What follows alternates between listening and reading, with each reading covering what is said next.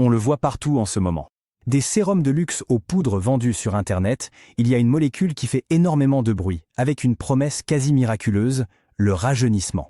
Son petit nom, c'est le GHK-SU, un peptide de cuivre qui est devenu la star incontestée dans la quête de la jeunesse éternelle. C'est un miracle. Voilà ce qu'on peut lire. C'est le genre de témoignage choc qui revient sans cesse. Et ce n'est pas un cas isolé, loin de là. Beaucoup de gens parlent de changements spectaculaires, de bénéfices tellement incroyables que forcément, on se demande si ce n'est pas un peu trop beau pour être vrai.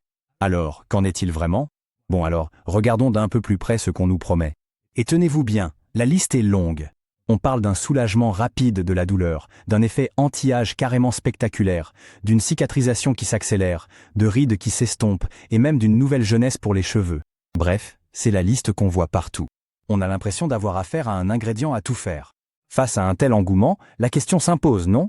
Est-ce qu'on est face à une découverte révolutionnaire sortie du labo hier? Ou est-ce que l'histoire de ce composé est un peu plus ancienne et complexe qu'on ne le pense? Pour le savoir, il va falloir faire un petit voyage dans le temps. Et attention, quand je dis un voyage dans le temps, on ne parle pas d'il y a quelques années.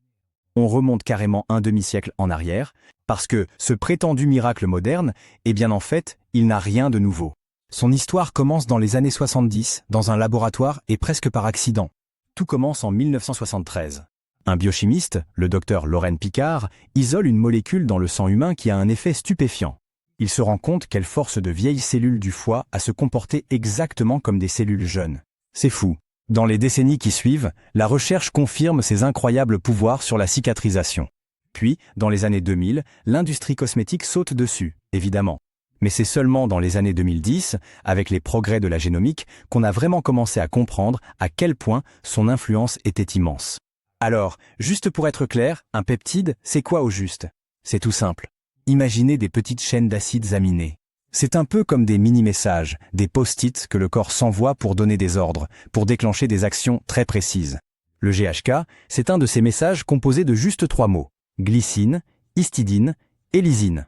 Et c'est là que ça devient vraiment passionnant. Ce petit peptide GHK, il a une particularité, il est littéralement aimanté par le cuivre. Il a une affinité incroyable pour les ions de cuivre qui se baladent dans notre corps. Il va les capter, se lier à eux et former ce fameux complexe, le GHK-SU.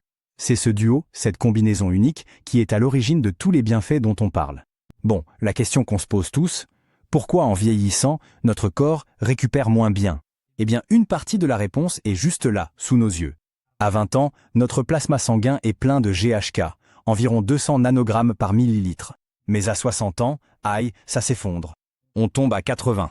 C'est une chute de plus de 60%. Et les chercheurs sont formels, ce déclin est directement lié à la baisse de notre capacité à nous régénérer. Ce qui nous amène à la question clé. Comment ça marche concrètement? Le mot qu'il faut retenir, c'est remodelage. Attention, on ne parle pas juste de mettre une rustine sur un bobo. On parle de réorganiser, de restructurer et même de réinitialiser nos tissus pour qu'ils retrouvent un état plus jeune. Et l'étendue de son action est juste impressionnante. Le GHK-SU, c'est un peu le chef d'orchestre.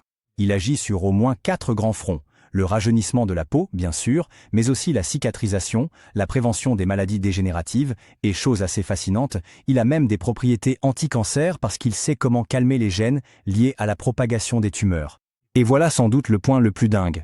Des études récentes ont montré que le GHK-SU ne se contente pas d'agir sur un ou 2 mécanismes. Non. Il est capable de moduler, de discuter avec plus de 4000 de nos gènes pour les ramener vers un état de fonctionnement plus jeune, plus sain. C'est cette capacité à faire une sorte de remise à zéro de notre génome qui explique pourquoi ces effets sont si variés et si profonds. Ok, la science, c'est passionnant, mais dans la vraie vie, ça donne quoi? On va maintenant examiner les preuves qui se cachent derrière les promesses les plus courantes. Et on commence, évidemment, par le domaine où le GHK-SU est une superstar, la peau. D'un côté, le marketing. De l'autre, les études. Alors, que disent-elles? Prenons une étude de 12 semaines sur 41 femmes. Une crème pour les yeux au GHK-SU a fait mieux qu'un placebo et même mieux qu'une crème à la vitamine K pour réduire les rides et redensifier la peau. Et pour le collagène? Une autre étude a montré qu'après 1 mois, le GHK-SU avait boosté la production de collagène chez 70% des participantes. La fameuse vitamine C n'a réussi à le faire que pour 50%. Et pour ce qui est de la cicatrisation, là les preuves sont encore plus solides. Sur les animaux, les résultats sont clairs. Ça accélère la guérison, ça stimule la création de nouveaux vaisseaux sanguins, ça protège la zone blessée. Mais le plus bluffant, c'est une étude sur des humains qui souffraient d'ulcères diabétiques. On sait que c'est une vraie plaie, très difficile à soigner. Eh bien, avec un simple gel de GHK, le taux de guérison a été multiplié par 3. C'est énorme.